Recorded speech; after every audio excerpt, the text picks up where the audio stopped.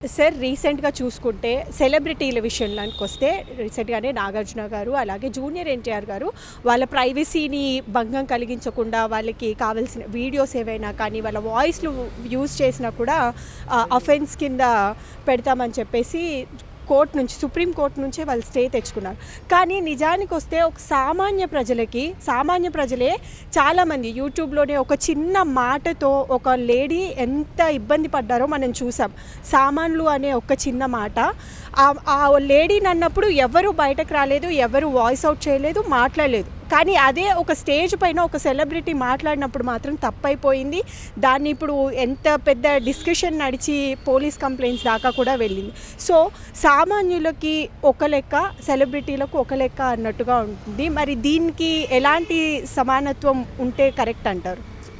ఇప్పుడు నాగార్జున గారు డబ్బులు ఉన్నాయని చెప్పి సుప్రీంకోర్టు దాకా పోయి ఉండొచ్చులే, కానీ ఏ వ్యక్తినైనా సరే అబ్యూజ్ చేసేటట్టు ఇప్పుడు ఇందులో 299 ఒకటి ఉంది, సెక్షన్ 352 ఉంది బిఎన్ఎస్ ప్రకారం.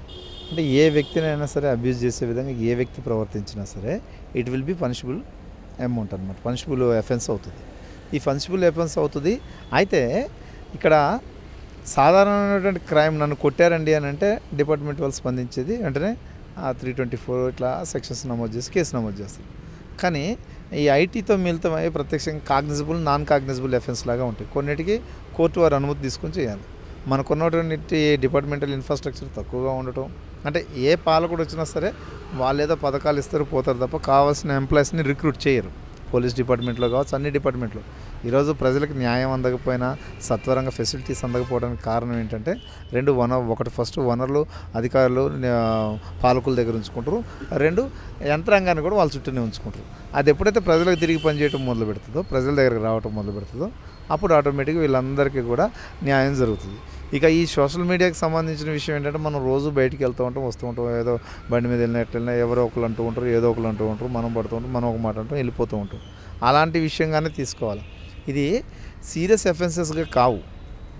ఇప్పుడు ఆమె పెట్టిన దానికి కొందరు పెట్టారు, సామాన్లు బాగుండాలంటే అని ఒక పిల్లోడు అన్నాడు, ఆమె పెట్టింది అని అంటే ఒక్కొక్కరు ఒక్కొక్క రకంగా స్పందిస్తున్నారు. నువ్వు అలా స్పందించడం, నేను అలా స్పందించిన, ఎందుకు ఇక్కడ దాకా రావటం అనేటటువంటి భావన వస్తుంది.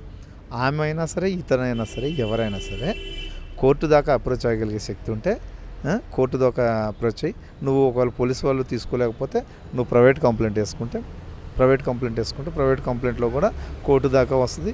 అది కోర్టు నుంచి రిఫర్ అయిన తర్వాత ఆటోమేటిక్గా మళ్ళీ దానికి పబ్లిక్ ప్రాసిక్యూటర్ నియామకం అవుతారు, మళ్ళీ డిపార్ట్మెంట్ వాళ్ళే ఎంక్వైరీ చేస్తారు.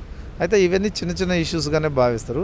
ఇప్పుడు పెద్దవాళ్ళు ఏంటంటే సెలబ్రిటీలు కాబట్టి ప్రతి ఒక్కరు చర్చించుకుంటారు కాబట్టి వాళ్ళ విషయం, ఇక వాళ్ళ ఇంటికి సంబంధించినటువంటి విలువ అనేది వాళ్ళు వేల కోట్ల రూపాయల్లో బ్రతికినప్పటికీ కూడా వాళ్ళకి విలువ అనేది లేదనేటటువంటి మానసిక ఆందోళన భావంతో వాళ్ళు తొందరగా వస్తారు.